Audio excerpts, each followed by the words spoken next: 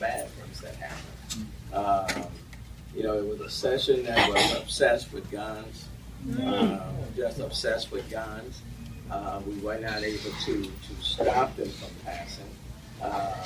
And so the concealed guns, the open carry, that will be the law of the land in the state of Texas for now.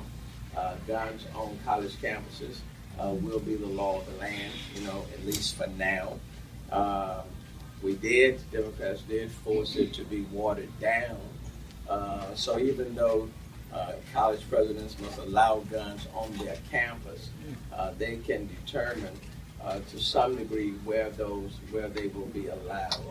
And it's my hope that many of the presidents and the chancellors will designate spots in very narrow, confined areas, because there are many college presidents throughout our state that don't want them at all.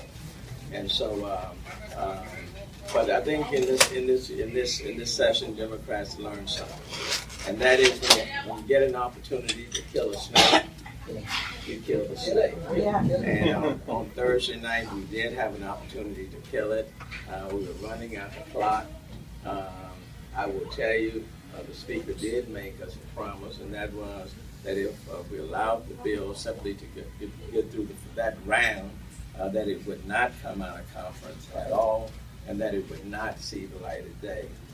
He reneged on his promise, and it came out in a watered down form, but nonetheless it came out when it should not have come out. And that's a lesson to us all, is that when you get an opportunity and you see something that's bad and you're in a position to kill it, you kill it. And I think that's a lesson we will carry forth down the road. But in this legislative session, I just don't want to focus initially on the bad, because there was still a lot of good that came out of it. When it comes to our healthcare system, our trauma system, BENTOP, as you know, certification is in question. It's a level 1 adult trauma center. It services all of us in our area. Unless they can come up with additional funding in March of next year, they could lose their level 1 trauma status. I championed to try to get more funding for our trauma centers, and I'm pleased to report that funding is in the bill. And BENTOP and the other trauma 1 hospitals,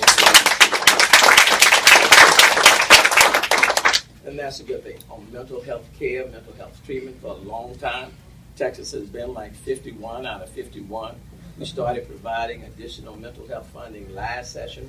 We've continued to do it in this session. And the state of Texas will continue to move down in terms of what we're doing on a per capita funding basis for our mental health centers, community centers, and then that's a good thing. And I'm proud of what we've done there. With respect to the grand jury system in the state of Texas, we are the only state pretty much in the union that does this pick-a-pal system. And that system in the state of Texas, John Whitmire, I want to give the dean of Cemetery District 15 a tremendous amount of credit. He championed and authored that out of the Senate. He came over to the House. We ended up putting it on State Representative Carol Alvarado's bill, and then Representative Dutton pushed the bill as well, and that will be the law of the land. We're changing the system to more of a random selection, and that's a big, big plus. And I want to give one candidates for that.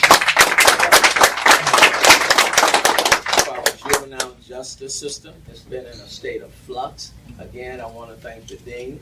He carried the bill revamping our entire juvenile justice system. I carried it in the House. It did pass out. It is now on its way to the governor's desk, and so that's a tremendous plus. With respect to truancy, and we criminalize truancy in the state of Texas. Again, I want to thank the dean of Senatorial District 15. He's changed that system that came out of the House, and that bill is on its way to the governor's desk, and then that's a tremendous plus. And so we've made some tremendous strides. And then there are bills that did not see the light of day that I think we can owe Democrats a lot of credit for. There was a push to say to private health insurance companies, you cannot provide insurance coverage to those who may seek abortion. That was on the calendar. We never got to it. Democrats pretty much walked slowly the calendar, and we never reached it. And that bill died on the vine. There were over 20 plus bills to deal with the LGBT community, not in a favorable sense. There was one bill in particular, 4105, that would have said to county clerks throughout the state, regardless of what the Supreme Court says, you cannot issue any sort of license. Again, Democrats kind of walked slowly the calendar. That bill never reached the light of day. There were over 20 plus bills that were filed in reference to the LGBT community. Those bills will not be heading to the governor. Those bills will stop. Respect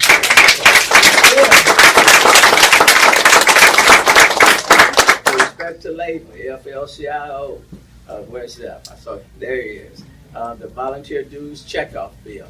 It came out of the Senate. It came over to the House. Many thought that it was gonna pass through the House, but I will tell you, Democrats rallied strong and hard, stood the line, and then that bill is died on the vine. Will not go to the governor's desk. It will not happen. So the point that I want to make, even though we face some things and some things are going to the governor's desk that we otherwise would not like, there's still many things that did not make it through, and it's an indication that even though we may be in the minority for now, it doesn't mean that you give up and you throw in the towel. And I think we've held the line, and we will look forward to a brighter day. I do think a brighter day is coming, and we're moving forward. But what does that mean? In many cases, what happens when the things on the state level are controlled by those that are not of Democratic persuasion, our battlefront and battleground turns locally, and to like our cities, our urban cities, particularly like Dallas, like San Antonio, like the city of Houston. And so today was my last day in the legislature in terms for a regular session. I've been there for 26 years. I owe a great deal to the people in my district, in District 139, that have entrusted in me the opportunity to serve them in the Texas House for 26 years. But as I indicated on today, regardless of what the future may hold, my time has come, my season has passed, and my desk is clear. And so when this term finishes, I am relinquishing my seat for the Texas House, and I look forward to working with whomever people of District 139 will choose to follow me.